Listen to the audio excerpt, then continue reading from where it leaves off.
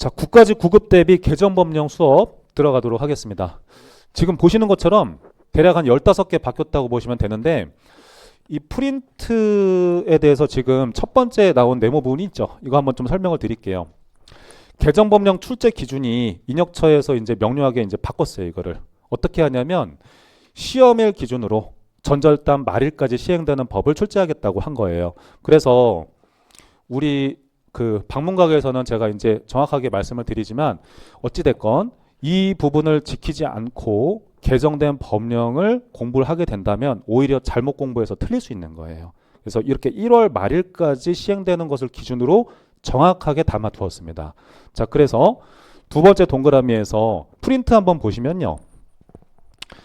그 박스에 내용이라고 되어 있는 부분에 제가 배경 색상 처리해 둔 거 보이시죠? 그거 위주로 공부하시면 되는 거예요. 여러분들이 요점 정리할 수 있게 내용 칸에다가 요점 정리해 두었고 대신에 근거 법령은 밑에다가 표시는 해 두었습니다. 네, 좋아요. 별 표시가 있는 법령이 중요한 개정사항이라 보시면 되겠어요. 자, 들어가도록 하겠습니다. 공공기관 운영에 관한 법, 이거 이제 공공기관 지정이 변경이 되었다는 뜻인 건데 기존의 거 다 동일합니다. 그런데 도로공사 있죠? 도로공사가 준시장이었다가 시장형으로 바뀌었어요. 이거 하나 잡아두시고 중요한 건 아니란 뜻이에요. 근데 지금 정보공개법 한번 보겠습니다. 정보공개법에서 정보공개위원회가 있었거든요. 이 정보공개위원회가 정보공개에 관한 기준 수립에 대한 사항에 대해서 정할 수 있는 조직이에요. 그런데 소속을 잘 보시면 돼요. 이 소속이 국무총리 소속이었는데 행안부 장관 소속으로 변경이 되었습니다. 원래 행안부 소속이었다가 국무총리로, 다시 국무총리에서 행안부 장관 소속으로 이렇게 변경이 되었다는 거 주의하시기 바랍니다. 행정법에서는 좀 중요할 것 같아요. 그런데 행정학에서는 빈도는 굉장히 낮다. 그래서 제가 별 표시는 안 했고요. 정부조직법에서 지금 보면 별 표시를 한 이유가 있거든요. 이거 이유는 뭐냐면 제 기준은 명료해요. 개정이 됐고 시험에 출제가 됐기 때문이에요. 그러면 중요한 거예요. 자, 국정원 사무 중에서 범죄 수사 사무가 삭제가 되었다. 원래는 있었어요. 근데 경찰이 있는데 굳이 국정원에서 범죄 수사 사무를 할 필요가 있냐? 삭제를 했다는 내용이 되겠습니다. 그래서 지금 법령에서 지금 17조죠. 정부조직법. 국가안전보장에 관련된 정보 및 보안에 관한 사무를 담당한다고 나와 있지. 이제는 범죄 수사 사무는 여기에 들어가 있지 않다. 됐습니까? 그럼 결국에는 이 법령을 암기하신다기보다 제가 정리한 내용을 공부하시면 돼요. 됐습니까? 좋아요. 이거 나오면 저한테 한턱 쏘는 걸로. 자, 밑에 정부조직법 내용 보겠습니다. 여기 내용은 우리가 이미 이론 수업 때 했던 거죠. 그럼 지금 보면 국가보훈처가 국가보훈부로 격상했다는 건 다 알고 계시죠? 그리고 원래는 외교부에 외청이 없었는데 재동포청이 신설되었다는 부분 보시면 되는 거예요. 우리가 이미 했던 부분이 되겠다. 이거 나올 것 같아 난. 공무원 임용 시험령. 여러분 이거 면접시험 평정요소 얘기하는 거예요. 그렇죠? 우리 단원별 기출문제집에서 기출 빈도가 딱 한 번이었었어요. 그런데 내가 인혁처 입장에서 한번 생각을 해봤을 때 홍보하는 좋은 수단이 되거든. 그러니까 이거 있죠. 변경 후 이 부분을 잘 보시면 되죠. 그래서 면접시험 평가 요소를 아래와 같이 변경을 한다. 이제는 변경 후만 공부하시면 되는 거예요. 지금 보면 소통과 공감이다. 이거 의사소통과 국민과 얼마나 공감할 수 있는지 여부를 다루는 거예요. 그 다음에 두 번째, 얼마나 열심히 일을 하는가, 능동적으로. 그 다음에 세 번째, 창의적으로 일을 하는가, 업무 처리할 때. 공직 윤리를 잘 지켜야 되잖아요. 도덕성 여부를 보는 게 네 번째 내용이 되겠다.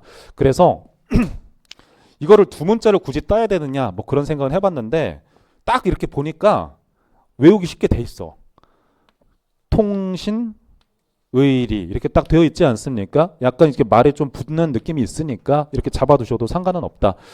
제 생각에 이거 사지선다로 구성하기가 참 좋지 않습니까? 지금 보면 여러분들이 혹여 궁금하실까봐 법령 근거는 넣어두었죠, 당연히. 그래서 소통 공감으로부터 윤리 책임까지 설명은 법령에 다 나와 있거든요. 이 내용을 외우실 필요는 없어요.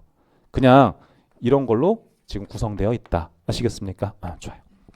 기존에 저기 시험 문제가 면접 평정 요소 물었을 때도 내용을 묻지는 않았었거든. 그냥 어떤 거 평정하는지만 나왔었어요. 문제 풀어봤던 분들은 분명히 아실 겁니다.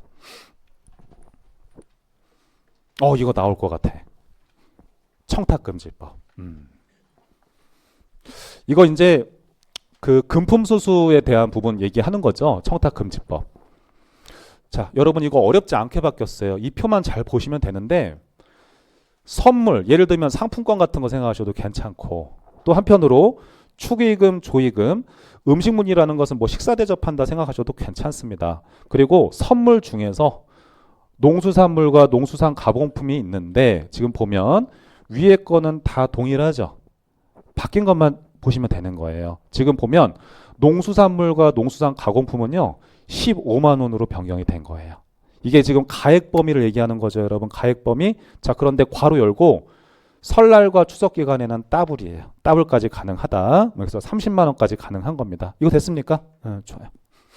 다른 거 뭐 외울 필요가 없잖아. 이것만 이제 잘 한번 보면 되고 여기에 무게 중심을 두면 되는 거지. 네.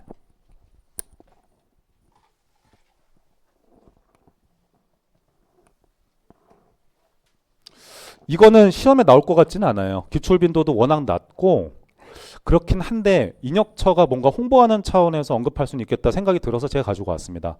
여러분 축하드려요. 그러니까 승진 속도가 빨라질 수 있다는 뜻인 거예요. 지금 보면 여기 내용 칸에서 보면요.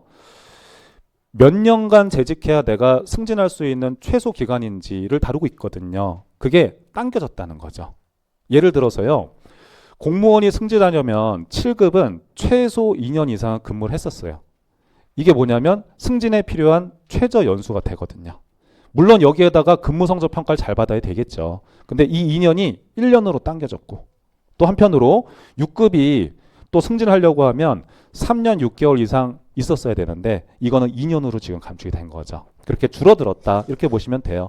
그래서 여기 있는 것들 보시면 여러분들이 9급에서 8급 가는데 또 1년이면 된다는 뜻이 되는 거예요. 이게 앞당겨졌구나 생각하시면 되겠습니다. 그래서 나는 굉장히 이제 공무원이라는 직장에 대해서 뭔가 메리트를 부여하고자 노력하고 있구나 인혁처가 그런 걸 느꼈어요. 왜 그러냐?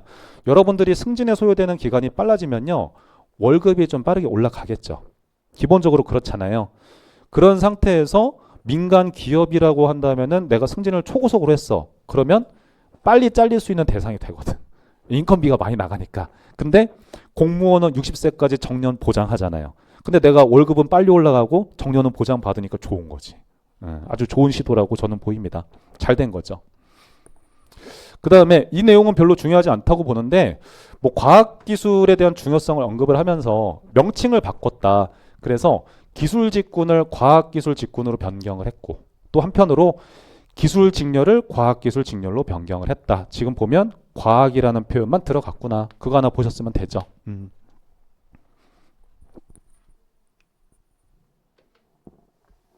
지방자치법이 전부 개정된 다음에 또 고쳐진 내용을 지금 몇 가지 가지고 왔습니다.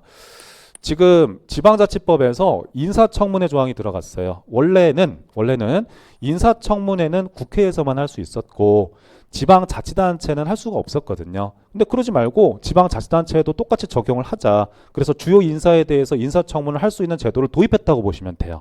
이게 각호를 외우라는 뜻이 아니라 예를 들어서 지자체장이 지방공사, 지방공단에서 주요 인사들이죠. 대표하는 사람들. 또 한편으로 지방자치단체가 투자한 조직, 그리고 돈을 지원해준 조직, 이런 사람들의 장, 기관장 등의 직위 중에서 조례로 정하는 직위 후보자에 대해서 의회에 인사청문을 요청할 수 있도록 했다. 그래서 국회에 있는 시스템을 이제 도입했구나 이렇게 보시면 되겠습니다. 같은 맥락에서요. 지금 여기 교섭단체를 둘 수 있는 조항도 또 뒀어요. 이것도 원래 우리나라 국회에서만 있었고 지방자치단체에서는 없었던 내용이거든요. 자, 한번 읽어보겠습니다. 지방의회에 교섭단체를 둘 수 있도록 하고 교섭단체를 두는 경우에 조례로 정하는 수 이상의 소속위원을 가진 정당은 하나의 교섭단체가 되도록 한다. 저는 이게 지방자치단체 도입하는 게 아직 뭐 적절한가 하는 생각은 들어요. 전라북도 의회에서 일하는 지방의회 의원 수가 29명이지. 그럼 그 중에서 26명은 민주당이고 그러면은 그 전라북도 의회에서 조례로 정한 수가 6명 이상만 되면은 교섭단체를 만들 수 있다고 조례로 정했거든요. 자, 그러면 29명의 의원이 있으면 여기서 3명을 빼고 이 26명은 기본적으로 하나의 교섭단체가 되는 거거든요. 그럼 이 교섭단체가 되는 순간 장점은 뭐냐면 29명이 분산되어 있을 때보다 하나의 교섭단체가 형성이 되는 순간에는 의견을 결집시키기가 굉장히 좋죠. 예, 그래서 이렇게 다수당이 한꺼번에 하나의 모임으로 형성이 되는 거예요.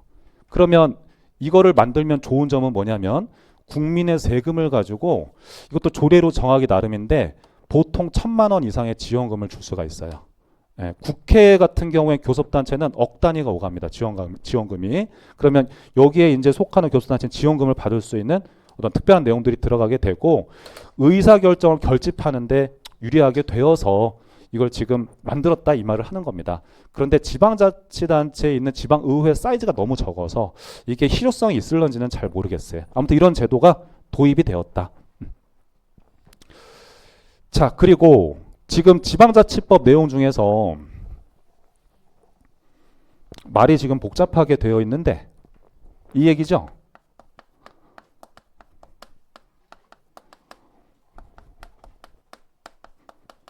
특광도 특특이라고 했을 때 여기 특이라는 건 제가 항상 이렇게 적는 거 맞죠? 얘는 세종인 거잖아요. 자, 그러면 구군, 시군 이렇게 도 밑에는 기초 두 가지 있는 종류 있는 거 맞지 않습니까? 근데 문제는 뭐냐면 이 도 중에서 특별자치도가 된 도가 두 개가 있는 거예요. 뭐가 있습니까, 여러분? 강원도가 있고 전라북도가 있는 거죠, 여러분. 얘네들은 중층제로 운영이 된다는 거지. 근데 제주도하고 세종시 같은 경우, 특히 이제 제주도, 얘는 특별자치도임에도 불구하고 탄층제로 운영이 된다는 거죠. 그걸 어려운 말로 쓴 거예요, 여러분. 괜히 말만 화려할 뿐. 별거 없습니다. 자, 전북 특별자치도 설치 등에 관한 특별법이다. 강원 특별법이 있고 이제 전라북도가 특별자치도가 되면서 마찬가지로 전북 특별법이 이제 제정이 되었습니다. 자, 그럼 한번 읽어볼게요, 이거. 국가는 전북자치도의 발전을 위해서 이 법은 제가 이론 수업 때 따로 했었어요. 지방자치분권 및 지역균형 발전에 관한 특별법이다. 따로 제가 설명을 했었죠. 여기에 지역균형 발전 특별회계를 두고 있죠.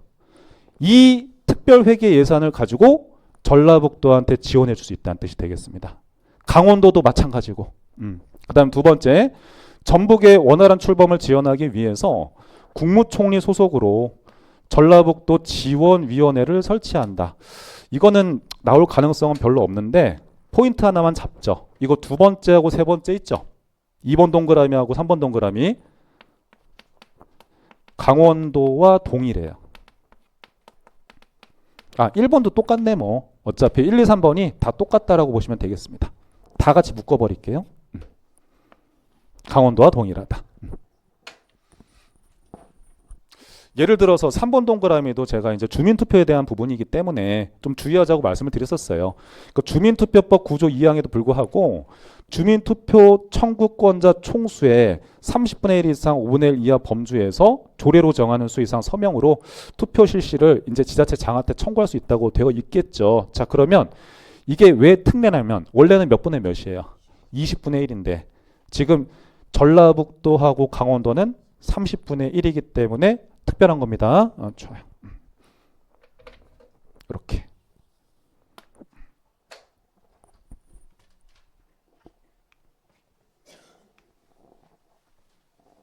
나머지는 근거예요. 그 고공단 인사규정에서 제가 별표한 부분은 뭐냐면 위에 거예요. 위에 거. 지금 보면 읽어보면 고공단에 대한 임용권자 인사 자율성을 높여서 적재적소적시에 인사가 이루어질 수 있도록 하기 위하여 고공단 후보자 교육이다. 이거의 이수를 의무에서 자율로 전환했다. 원래는 의무였다는 거죠. 이제는 자율이라는 겁니다. 원래 우리 공부할 때 어떻게 했었냐면 고공단 후보자가 되려면 고공단 후보자 교육이죠. 그냥 교육이라고 적을게요. 이걸 거쳐서 뭘 해야 된다고 배웠었죠? 그렇죠. 역량평가를 거쳐야 되는 거잖아요. 그렇죠.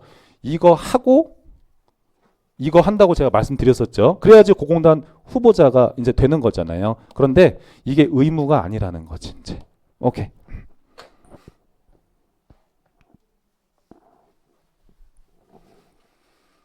자, 두 번째. 적격 심사 결과 부적격으로 결정이 된다면 국가공무원법에서 직권면직 사유에 해당한다고 우리가 배웠었죠. 자, 그러면 부적격자로 결정된 고위공무원에 대해서는 소속 장관이 직권면직, 이거는 불편함이 없죠. 근데 지금 강임을 제청할 수가 있겠다. 뒤에 부분이 추가가 됐어요. 아니, 강임은 징계도 아니잖아요. 수직이동이잖아요. 그렇죠. 그런데 여기 지금 24조에서 적격심사 의결이라는 조항을 제가 한번 읽어보겠습니다. 소속 장관은 부적격자로 결정된 사람에 대해서 직권면직 제청하거나 강임이라고 했어요. 괄호 열고 지금 뭐라 했습니까? 본인이 동의한 경우로 한정한다. 그러면 이때의 강임이라는 것은 월급이 유지된다는 거예요? 깎인다는 거예요? 깎인다는 의미가 되는 거지. 그래서 이렇게 이런 부분이 추가가 됐다라는 거. 이거 나오면은 노조법도 나올 가능성이 있다고 보죠. 공무원 노조에 대해서 항상 관심이 많으니까. 이제 공무원 직장 협의회가 있고 공무원 노조가 있는데 기존의 시스템을 들여다보면 어찌됐건 직장 협의회에는 전임자를 두지 않고 공무원 노조에는 전임자 제도를 운영을 하고 있잖아요. 그러면 전임자라는 시스템 자체는 내가 공무원으로서 일을 하지 않고 노동조합 일만 하는 사람을 전임자라고 하는 거예요. 기존의 공무원 노조법에서는 이 전임자에 대해서 급여를 줄 수 없도록 설계를 했었죠. 그런데 지금 어떻게 한다? 노동조합으로부터 급여를 받을 수 있도록 바꿨다. 딴 거 없어요, 여러분. 급여를 받을 수 있도록 설계했다. 제가 여러분들이 헷갈릴까봐 일부러 그 법에 대한 조항도 다 찾아서 넣어 두었어요. 공직자윤리법. 그 가상자산이라는 거 있잖아요. 가상자산. 이것도 재산을 등록할 때 등록해야 되는 재산 중에 일부를 파야 된다는 거죠. 예를 들면 뭐가 있습니까? 최근에 가상화폐가 좀 이슈가 됐었잖아요. 그거 생각하시면 되는 거예요. 그래서 가상자산을 등록 재산 대상 재산에 추가하고 재산 공개 대상자는 재산 변동 신고 시 마찬가지로 가상자산의 거래 내용을 신고하도록 했다. 그러면 가상자산에 대해서 신고해라. 지금 그 얘기가 되는 거죠. 별거 없습니다. 23년도 군무원 7급에서 이거 시험 문제로 나왔어요. 나왔는데 그때 나왔던 포인트가 아직도 기억해요. 그러니까 공무원이 등록해야 되는 재산 유형이 아닌 것은 1, 2, 3, 4번 3번 선지에 가상자산이라고 나왔어요. 왜냐? 왜 가상자산이 그럼 정답이 되었냐? 시행이 23년 말일인데 시험은 23년 7월이었으니까 시행이 아직 안 된 법이므로 내용이므로 정답 틀린 내용이 됐었죠. 그러면 이제는 시행이 되는 거예요, 여러분. 그래서 23년도 군무원 7급 문제에서 이제는 3번 선지는 더 이상 오답이 아닌 거지. 그리고 그 3번 선지에서는 그냥 가상자산이라고 표현하지 않고 일정 규모 이상, 뭐 1,000만 원 이상 뭐 이런 규모를 적어놨었거든요. 그 규모는 원래 적혀있질 않아요. 그리고 그냥 가상자산 인정한다. 또 있구나. 자, 지방재정법 시행령. 이건 뭐냐면요. 사실 시행령이 바뀐 거는 잘 안 묻기 마련인데 우리나라 지방재정법에 보면은 예산 편성 등 예산 과정에 주민이 참여할 수 있는 제도라고 얘기를 하거든요. 그러니까 편성 과정에 너무 국한짓지 말고 예산 과정까지 폭을 열어두자는 관점이에요. 그럼 지방재정법이 그러하니 지방재정법 시행령도 그렇게 만들자는 뜻이 되겠습니다. 쉽게 얘기하면 그래요. 그래서 지금 보면 지자체 예산 과정에 주민이 참여할 수 있는 범위를 편성해서 과정으로 확대했다 이렇게 가는 거죠. 그 다음에 두 번째, 주민이 예산 과정에 참여할 수 있는 방법을 주요 사업에 대한 공청회 등에서 전체 사업에 대한 공청회 등으로 확대했다. 자, 그러면 여기 법령 한번 보시죠. 우리 이론서에 보면요. 46조가 들어가 있거든요. 시행령이. 그럼 여기에서 제목이 바뀌었죠. 지방예산 편성 등 예산 과정의 주민 참여. 어떤 표현 들어갔어요? 이 표현 들어간 거지. 그 다음에 두 번째 1, 2, 3, 5 지금 나와 있지 않습니까? 기존에 개정되기 전에는 여기 뭐라고 있었어요? 주요 사업이라고 되어 있었겠지. 근데 이제는 주요 사업이라는 표현을 뺀 겁니다. 이거 됐습니까? 그래서 확장했다. 참여 범위를. 그게 전부가 되겠다.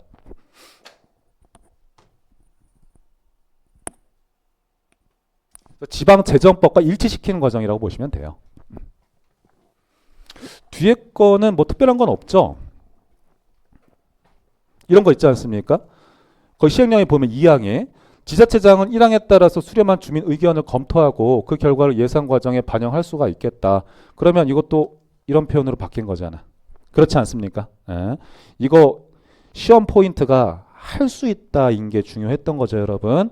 하여야 한다 하면 틀린 선지가 되는 거예요. 그 다음에 3항에 행안부 장관이 주민참여 예산제도에 대해서 평가하는 사람인 거 맞죠? 그래서 행안부 장관이 중요한데 이거는 지방재정법과 다르게 시행령이잖아요. 그러면 평가를 얼마 단위로 해야 되느냐 그 얘기가 들어가요. 지금 그래서 보면 매년이라는 포인트가 지금 들어간 겁니다.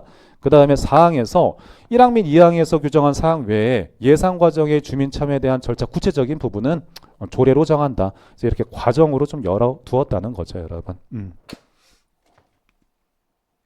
국가공무원법. 자, 지금 이거 보면 내부고발자 제도예요. 내부고발자 보호하는 시스템을 이제 우리나라 국가공무원법에서도 조항으로 신설을 했습니다. 이거 신설한 조항이 되는 거예요. 그래서 지금 보면 공익신고 등 신고자 등에 대한 보호 조항을 새롭게 넣어두었다는 뜻이 되겠습니다. 딴 거 없어요, 여러분. 내부고발자 보호를 위한 시스템을 국가공무원법에 추가했다. 그래서 1번 내용은 그냥 읽어보면 되고 2번 내용은 좀 독특하죠. 읽어볼게요. 신고한 공무원의 인적사항 등을 본인 동의 없이 다른 사람에게 공개할 수 없도록 명시하고 있다라는 거. 이거 상식적으로 읽어보셨으면 되는 거죠.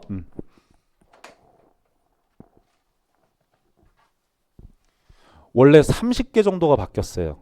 30개. 근데 그 30개를 다 할 필요가 절대 없어요. 이건 저를 믿어주시면 되고 그 중에서 제가 보수적으로 15개 추린 거예요. 보수적으로. 이 정도는 하셔야 돼요. 이거 아주 까먹지 않고 완벽하게 외우고 들어갈 수 있게 해드릴게요. 맨날 시험 볼 테니까. 걱정하지 마시고. 자, 디지털 플랫폼 정부위 설치 운영에 관한 규정. 윤석열 정권에서 새롭게 정한 대통령령이 되겠습니다. 자, 그러면 딴 거 없습니다. 인공지능화 사업을 적극적으로 잘 추진하기 위해서 대통령 소속이에요. 대통령 소속으로 디지털 플랫폼 정부위를 설치했다. 이거 내용 칸만 보시기 바랍니다. 됐죠? 얘는 제가 별 표시는 안 했고요. 그냥 이거 주관적인 판단인 건데 개정이 되고요. 이거 시험에 나왔어요. 시험에 나온 내용이에요. 바뀌고 나서 시험에 나온 내용입니다. 참고로 아무튼 대통령 소속으로 이거 설치되어 있구나. 이거 하나 보시죠. 여러분 그 대통령 소속의 위원회라고 하면 생각나는 게 뭐예요? 좋아요. 많이 나오는 게 방통위 있었죠. 또 규제개혁위. 좋아요. 그럼 여기에 지금 또 하나가 추가되었다고 생각하세요, 여러분. 지금 디지털 플랫폼 정부위. 디지털 플랫폼 디지털 말이 기네. 디지털 플랫폼 정부위원회. 내가 행정학이 얼마나 친절한지 보여줄게. 방통위가 대통령 소속인 건 다 외우셨죠? 이건 뭐 어려울 게 없으니까. 근데 이것도 잘 생각해 보면은 대통령 소속이라고 써 있어. 통이라고 써 있죠. 그러니까 대통령 소속이에요, 여러분. 그 다음에 얘는 어디 써 있어? 털. 디지털이잖아요. 그렇죠, 여러분? 털, 통 다 대통령 소속이에요, 여러분. 그 다음에 규제개혁위원회는 대통령 소속인 거 우리가 외울 수밖에 없는 거지. 좋아요. 어쩔 수 없어요. 털이에요, 여러분. 디지털, 통, 이렇게. 네. 제가 이거 만드는데 시간이 좀 오래 걸렸었거든요. 근데 다시 보고 또 다시 봐도 이거 이상으로는 없어요. 그러니까 가급적이면 훑어보실 때 우리 시간이 없잖아요. 시간 없으니까 제가 이렇게 까만 색상으로 처리해둔 부분 내용 있잖아요. 그거 중심으로 읽어보시면 절대 안 까먹습니다. 왜 그러냐면 여러분들이 기존에 이미 공부가 잘 되어 있기 때문에 내용이 딱딱 금방 들어갔을 거라고 믿어요. 그리고 동형 모의고사나 하프 모의고사에서 이제부터는 여기 개정된 사항에서 문제를 꾸준히 제가 내겠습니다. 그러니까 걱정하지 마세요. 내일 뵙도록 하겠습니다. 감사합니다.